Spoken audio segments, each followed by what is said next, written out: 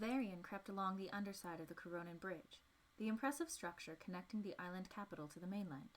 Normally, agility was not the young alchemist's strong suit, but currently, Varian gripped his small black paws, or would they be hands, into the brick as he slowly made his way towards the palace. Making a mental note to learn more about the basic physiology of raccoons, he gripped the vial containing a dark blue mixture, assuring himself that he had not dropped it. While there were other animals who could have made the journey to Corona less conspicuous, it was the opposable thumbs of his constant companion that would make his mission a success. Getting to the palace should be simple now. His real body sat on the edge of the bridge, hopefully pacified by the food and drink he'd left himself with. Please let no one find him before I get back. Varian picked up the pace towards the castle, taking care to avoid dogs and the occasional animal catcher stalking the back streets of Corona. The last thing he needed was to get caught. He hadn't been so stupid as to not have a backup plan. He had taken some precaution in case of capture, a failsafe. After 24 hours, he should find himself back in his regular body, perhaps with a raccoon to rescue from a cage, but at least human. A full day of confusion between the princess's entourage should give him enough time to carry out his underground mission. Granted, that's the one thing I never tested. Time was of the essence if he wanted his father to have a chance at surviving the amber, and the 24-hour failsafe worked with the truth serum. There was no reason to think it shouldn't have the same effect now. The boy within the raccoon swallowed hard as the enormous palace gates appeared in his low-down line of vision. He was sure the failsafe would prove superfluous. All he needed now was to make his way to the kitchen. Hopefully the staff kept Cass and Eugene's food clearly labeled. And on this special occasion, we celebrate our friends, the House of Hoskins from Old Corona. Their significant support of our new security measures, both in men and gold, has guaranteed the princess will be kept safe from any potential threats. The king is really hammering this one home. Cassandra's eyes drooped to the floor. She shuffled in her heels, begging for relief from her handmaiden uniform. Last week, she had been guarding this room for the Griffin, protecting her royal family and her kingdom. Now she sat in a blue dress with white trim, poking at poultry with the wrong fork. She'd barely touched her food, unable to push down the sick feeling that stuck in her stomach all day. Raps's line of questioning had been dangerous, especially given her naivete. If she ever got an inkling of Cass's dreams or these unusual recent thought patterns, Eugene would know within an hour, her father by the end of the day. Then it would be a convent for sure. And without their hard work in the Coronan countryside, how could we have survived the sudden winter storm? She stole a look back at the guards behind her, crisp uniforms, lances in hand. She stewed in her exhaustion and anger. How could her father justify trusting her one week and throwing her back in a dress the next? It was all so unbelievably unfair, like everything she was dealing with. Another problem that would be solved if she hadn't been an orphan girl, hadn't been forced into being a handmaiden, good for nothing more than doing laundry and standing around. Her eyes scanned the room, narrowing on Eugene. The pretty boy sat next to Rapunzel, fiddling with his also untouched food. Of course he'd made it in, Rapunzel's doing. No one could resist her requests, least of all me. Cass sank further into her chair. Eugene leaned over and whispered something, probably obscene, but it got the princess giggling and blushing. Cass's grip tightened around her silverware. Could this night get any longer? At that moment, the king concluded his speech with a request for dessert, and the kitchen staff began moving again. Cassandra watched them bring out trays of fruitcake paired with almond wine, alcohol so sweet she could barely keep it down. The plate was sat in front of her, and she went to push it away before catching Rapunzel's eyes. Her face strewn with worry, she subtly raised a glass to her lady-in-waiting, mouthing one word.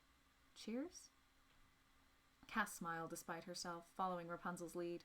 A peace offering. Despite her confusion, she couldn't keep taking it out on the two of them. Acting miserable would only make the feelings more powerful. Eugene raised his glass as well, offering a sincere smile. The three friends drank, momentarily forgetting the awkwardness of the day. The drink hit her like a sack of bricks. She pulled away from the glass, almost spitting it up. What the hell was in this stuff? Cass wasn't exactly known as a lightweight, and besides, this was a dessert wine. She turned from side to side, gauging her fellow guests' response to the toxin. No one at her table seemed to have noticed her reaction or have gotten hit with the same putrid taste. Turning back, her eyes lagged behind the movement of her head, her hands beginning to tingle. Cassandra's mind raced. Unfortunately, in this kingdom, there were too many possibilities. Poison? Opiate? Some kind of alchemic elixir? She attempted to steel herself against the mixture, but was already underwater. She grabbed the table in front of her, causing the guests seated around to jump. Looking up, she locked eyes with Rapunzel, who rose to her feet, calling her name. Her vision slipped sideways to Eugene, whose eyes looked slightly unfocused. Tipping out of her chair, Cassandra fell to the ground, and everything went dark. Through a small crack high up in the walls of the banquet hall, a small furry form smiled before stealing back into the Corona night. Chaos ensues, he giggled to himself, imagining the rest of their evening. Now all he had to do was get safely back to his body to begin the second part of his plan. Varian sped off through the ceiling, back towards his own body.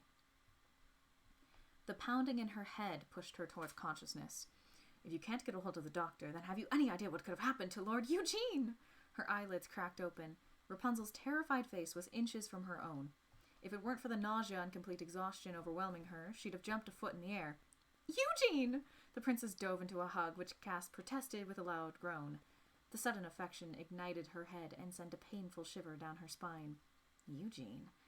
I'm okay, Raps. Just go easy on the hugging, Cassandra wheezed. She couldn't bring herself to sit up and focused on breathing instead. Worst hangover of her life. Oops. Rapunzel reversed course, easing her back down to the ground. I'm so glad you're awake. You had me terrified.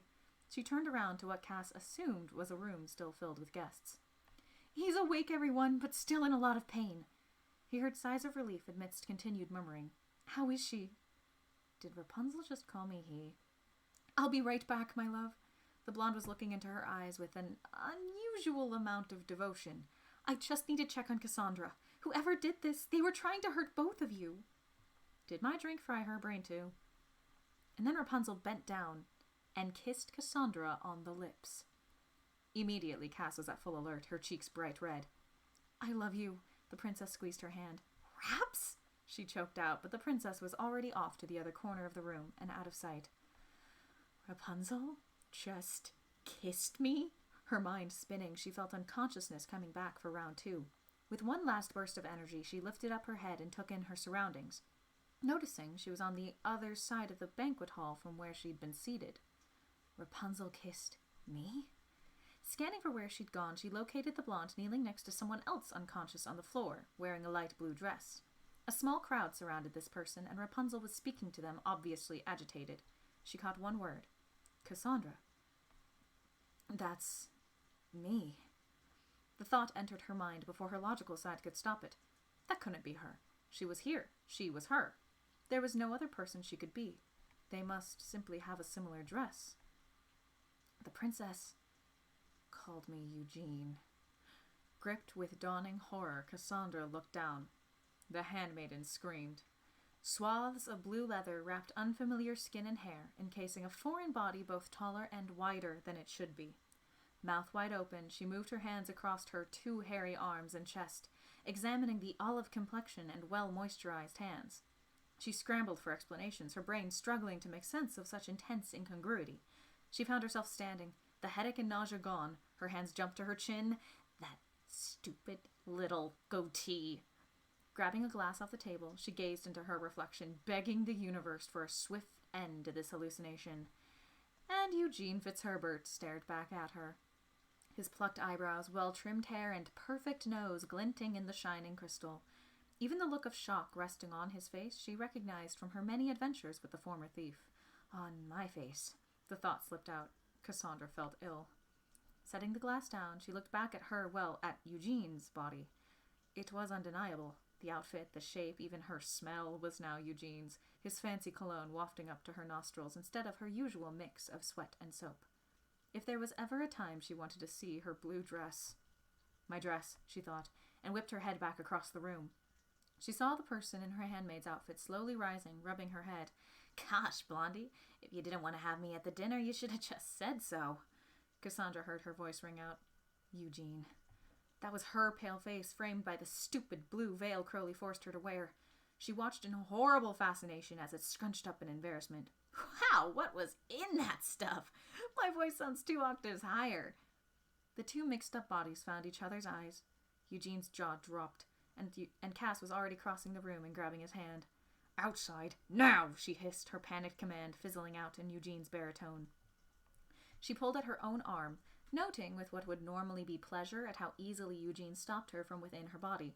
He continued to stare at his own face, mouth open. Your knee?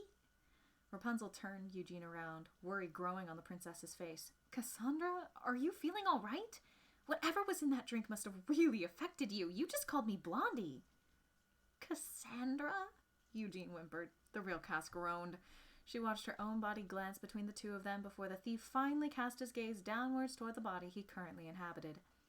Now this, she thought grimly, was going to be bad. She grabbed her own hand and was already pulling Eugene out of the room as the screaming began.